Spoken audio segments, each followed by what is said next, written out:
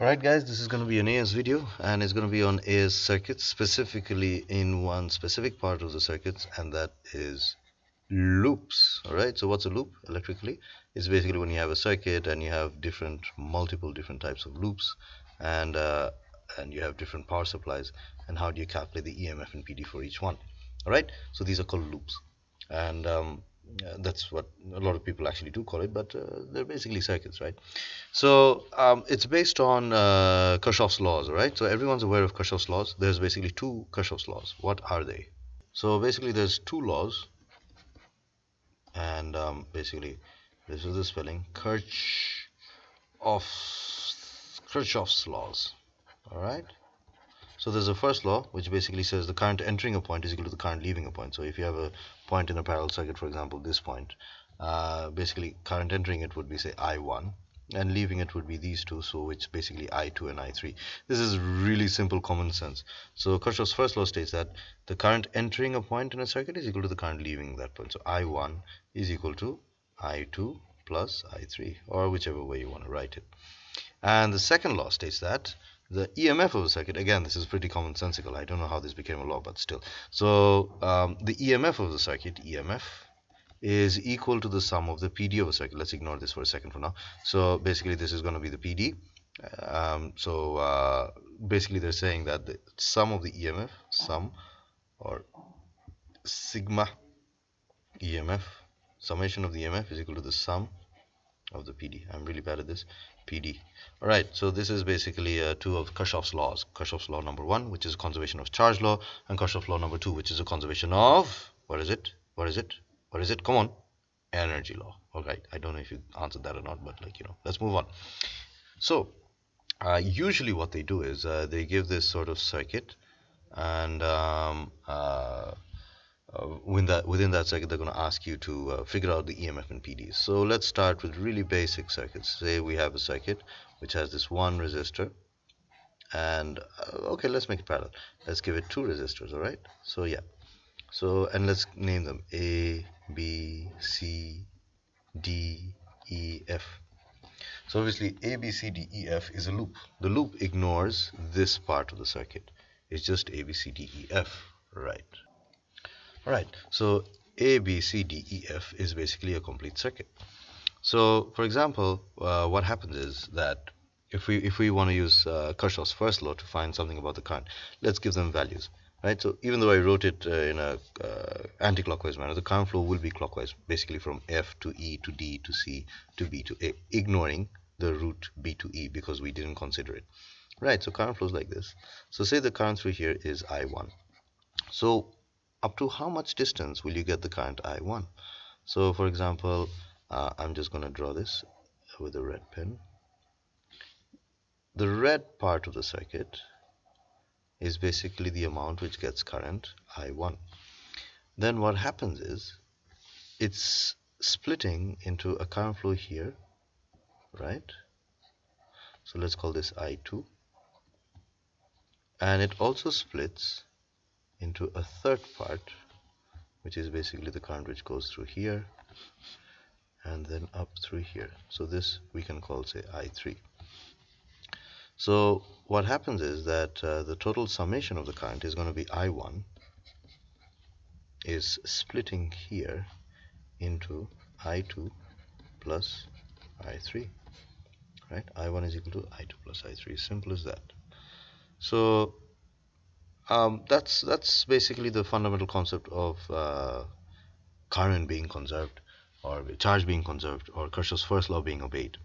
And even if we were to use it at any other point, you'd end up getting the same thing. Say we take it at point B, still I2 plus I3 is equal to I1. So it's as simple as that. Now let's talk about the EMF and PD thing. So for example, here if we put a voltmeter, that's going to measure an EMF, right? This is the first step. You have to identify which one's an EMF and which one's a PD. Anything across a cell or a battery is obviously an EMF. Anything across a resistance or a bulb is obviously a PD. So say this is R1, and say this is R2, and say this is E1, even though there's only one E. So we know V is equal to IR, right? So basically if we want to apply EMF is equal to PD for the loop, let's write FED C, B, A, F, right? Then it's going to be E1 is equal to I3 R1. That's basically the PD across R1, B is equal to IR, but I can't write B across R1, so I'm writing I3 R1 because there's nothing denoting that except for these two. And similarly, if our question was find it for the loop F, E, B, A, F, then what would it be? It would basically become very simple. E1 is equal to E1 is equal to I2 R2, right? Simple as that. So that's for a very basic loop, a very straightforward loop, nothing too complicated there. So now let's try to get a little more technical with stuff. So let's go ahead and see a different scenario.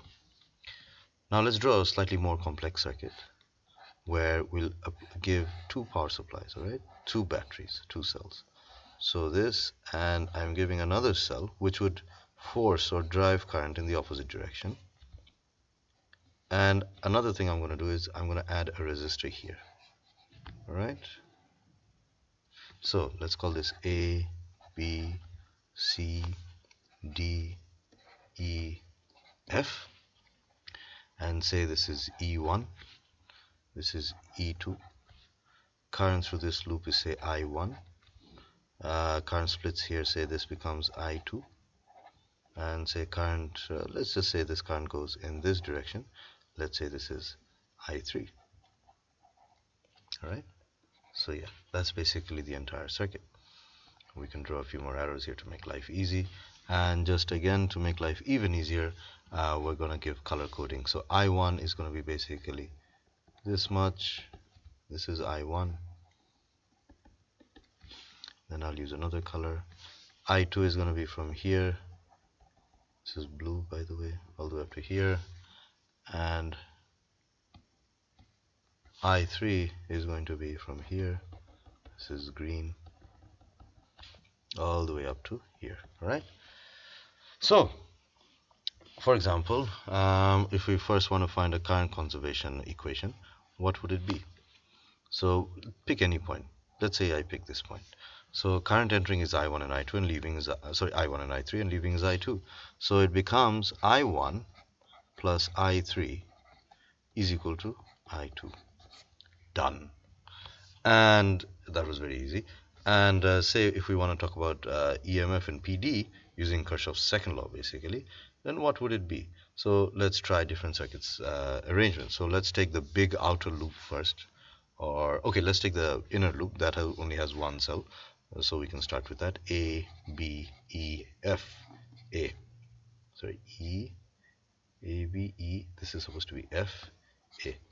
Alright, doesn't matter which sequence you do it. So we're assuming this is current I1, right? It's going in this direction. So that's positive for this. Oh, and let's give the resistors values R1, R2, and R3. So the EMF for ABEFA is going to be E1. And the current flows in this direction, so it's basically the same direction as E1, so there's no point opposing that. It's going to be a positive value. E1 is equal to, so what are our PDs?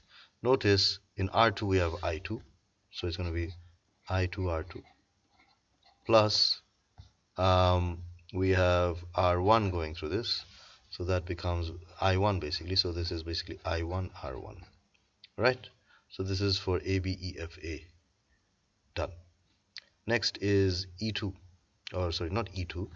We consider E1 and E2, so that's going to be a bigger circuit. It's going to be A, B, C, D, E, F, A. So the bigger loop. What would that be?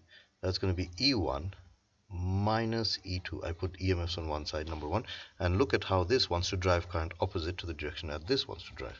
So basically that's why we're considering E2 be a negative value, because it's driving it in this direction and clockwise manner, while we're considering E1 from the beginning to be anti-clockwise.